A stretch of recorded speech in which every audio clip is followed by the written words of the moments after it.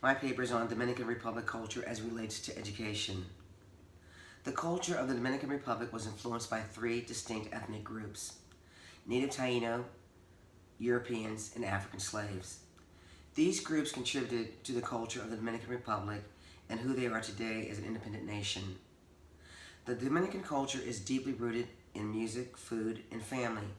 However, an interest to be literate has become a part of their tradition. Shoemaker Gretchen, 2010. The educational system of the Dominican Republic teaches children in both Spanish and English in the private and public schools. Dominican Republic citizens are beginning to realize the importance of a good education, and as a result, more children are attending schools. Despite the positive outlook on education, children from poor rural areas do not have access to a quality education due to their distance from town and the need for their help for daily work to help sustain the family. The educational system that is used by the people of the Dominican Republic requires a child to start preschool at the age of 4 until the age of 6, but that generally is not enforced. The practice is followed because it is believed that children between the ages of 4 to 5 years old will best be nurtured by their mothers and families before attending school and being away from the family. Parents are mindful of school attendance because the education of their children is very important. In the Dominican Republic culture, it is believed that the level of education that is necessary to function in society concludes at around the age of 14. The culture of the Dominican Republic presents that the basic education, for instance, the primary level education, is the most important for an individual. Once one has received this level of education, they can easily handle life's issues and situations. Secondary education for Dominicans is not mandatory. Therefore, not many parents prepare their children to complete a secondary education. However, to change this tradition, the Dominican Republic government has put forth a plan that will provide scholarships to children who wish to continue with their secondary education. The culture of the Dominican Republic clearly shows that they are gender sensitive, as they provide equal opportunities to both boys and girls in their communities. In relation to education, the number of girls that attend school is almost equal to the number of boys. It is clear that the Dominican Republic citizens do not discriminate against gender in relationship to education, unlike some other cultures. Studies have revealed that both boys and girls attend the compulsory elementary segment of education. So therefore, pretty much equally, boys and girls do receive the primary education in equal numbers. In contrast to the culture of providing education to the children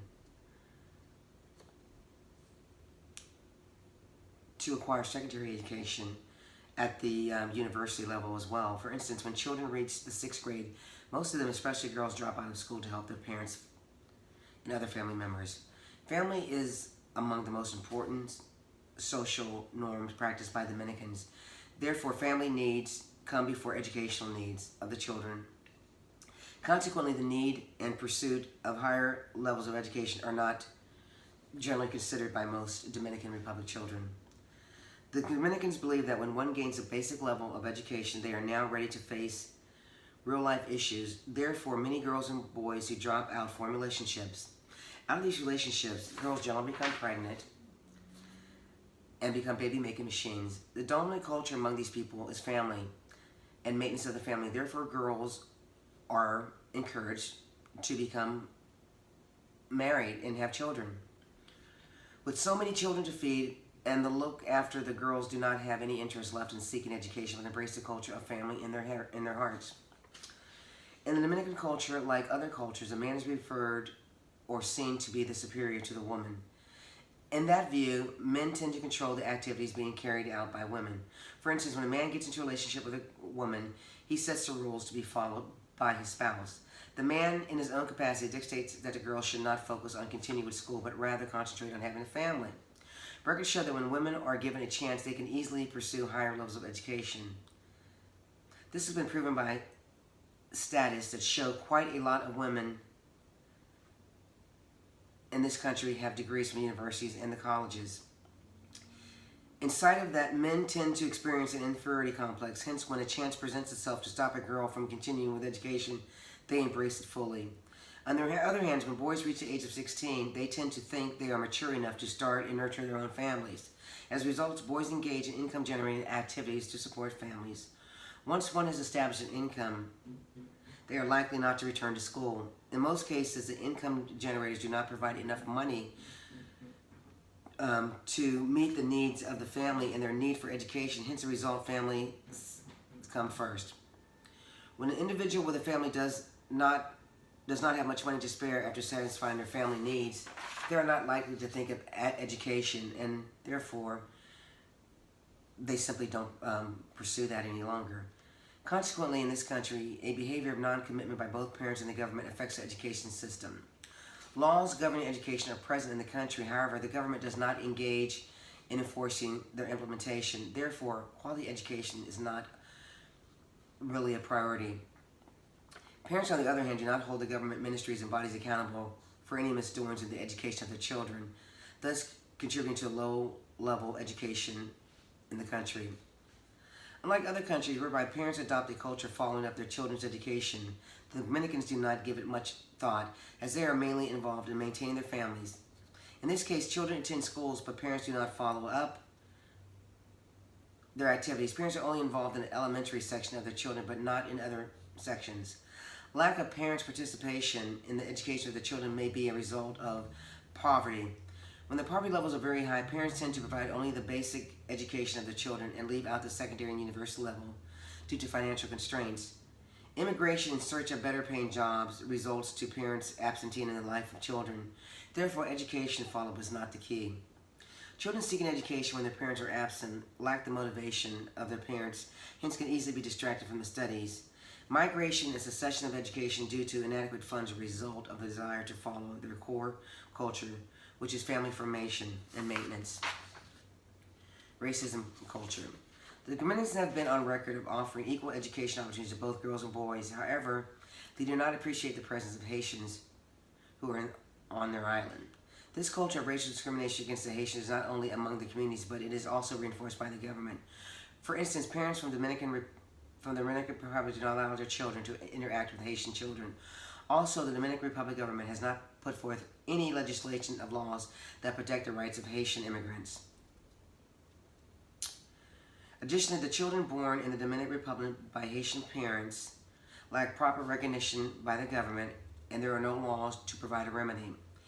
Even the educational system discriminates against Haitian children. I find this discrimination a bit odd, as both people have suffered a lot of the same mistreatment.